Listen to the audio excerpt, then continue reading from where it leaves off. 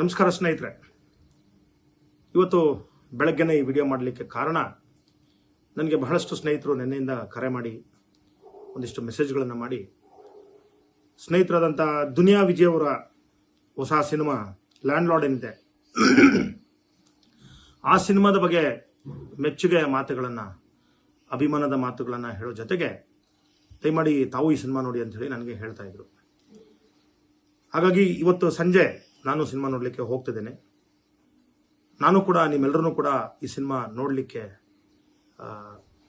ತಮ್ಮೆಲ್ಲರಿಗೂ ಕೂಡ ಕೇಳ್ಕೊತಾ ಇದ್ದೀನಿ. ಯಾಕಂತ ಹೇಳಿದ್ರೆ, ಒಂದು ನೆಲೆಮೂಲದ ಕತೆ ಮತ್ತು ಬಹಳ ಮುಖ್ಯವಾಗಿ ಸಮಾಜಕ್ಕೆ ಯಾವ ಕಥೆಯನ್ನು ಹೇಳಬೇಕಾಗಿದೆ, ಯಾವ ವಿಷಯಗಳನ್ನು ಹೇಳಬೇಕಾಗಿದೆ ಅನ್ನೋದನ್ನ ದೊಡ್ಡ ತೆರೆಯಲ್ಲಿ, ಬಹಳ ಮುಖ್ಯವಾದ ಸಿನಿಮಾದಲ್ಲಿ ಬರುವಂಥದ್ದು ಬಹಳ ಮುಖ್ಯ. ಯಾಕಂದ್ರೆ ಸಿನಿಮಾ ಕೂಡ ಒಂದು ರೀತಿಯಾದಂಥ ಹೋರಾಟ. ಅದು ಸಿನಿಮಾ ಕೂಡ ಒಂದಿಷ್ಟು ವಿಷಯಗಳನ್ನ ಇಟ್ಕೊಂಡು ಜನರನ್ನ ಜಾಗೃತಿ ಮೂಡಿಸಬಹುದಾದಂಥ ಬಹಳ ದೊಡ್ಡ ಶಕ್ತಿ ಇರತಕ್ಕಂಥ ಒಂದು ಮಾಧ್ಯಮ.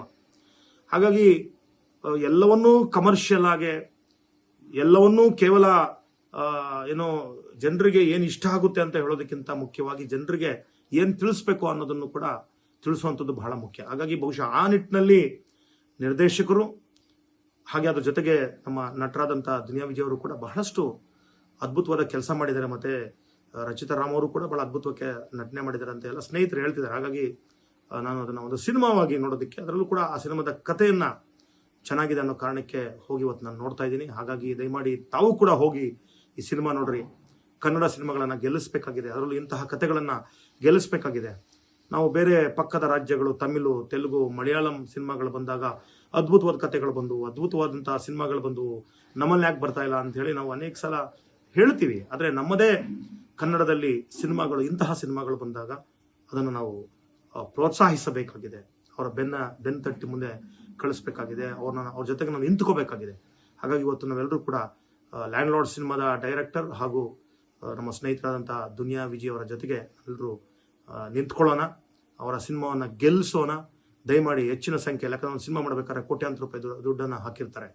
ಆ ದುಡ್ಡು ಬಹುಶಃ ಪ್ರೊಡ್ಯೂಸರ್ಗಳು ಮತ್ತೆ ವಾಪಸ್ ಬಂದಾಗ ಅವ್ರು ಈ ತರದ ಮತ್ತಷ್ಟು ಸಿನಿಮಾಗಳನ್ನ ಮಾಡಲಿಕ್ಕೆ ಸಾಧ್ಯ ಆಗ್ತದೆ. ಆ ನಿಟ್ಟಿನಲ್ಲಿ ನಾವೆಲ್ಲರೂ ಕೂಡ ಬರೀ ಫೇಸ್ಬುಕ್ ಅಲ್ಲಿ ಕೂತ್ಕೊಂಡು ಬರಹ ಬರೆಯೋದು, ವಿಡಿಯೋ ಮಾಡೋದಲ್ಲ, ನಾವೆಲ್ಲರೂ ಕನಿಷ್ಠ 100 ಜನರಿಗೆ ಸಿನಿಮಾ ನೋಡ್ರಿ ಅಂತ ಹೇಳುವಂತ ಕೆಲಸ ಮಾಡೋಣ ಅಂತ ಹೇಳ್ತಾ, ದಯಮಾಡಿ ಎಲ್ಲರೂ ಲ್ಯಾಂಡ್ ಲಾರ್ಡ್ ಸಿನಿಮಾ ನೋಡಿ, ಈ ಸಿನಿಮಾನ ಗೆಲ್ಲಿಸಿ, ಈ ತರದ ಸಿನಿಮಾದ ಕಥೆಗಳು ಮತ್ತಷ್ಟು ಬರಲಿ ಅಂತ ಹೇಳಿ ಮತ್ತೊಮ್ಮೆ ನಾನು ಚಿತ್ರದ ನಿರ್ದೇಶಕರು ಮತ್ತು ಸ್ನೇಹಿತರಾದಂಥ ದುನಿಯಾ ವಿಜಯ್ ಅವರಿಗೆ ಧನ್ಯವಾದಗಳನ್ನ ಮತ್ತು ಅಭಿನಂದನೆಗಳನ್ನ ಮತ್ತು ಒಳ್ಳೆಯದಾಗಲಿ ಅಂತೇಳಿ ಹಾರೈಸ್ತಾ ಇದ್ದೀನಿ. ಜೈ ಭೀಮ್, ಜೈ ಭಾರತ್.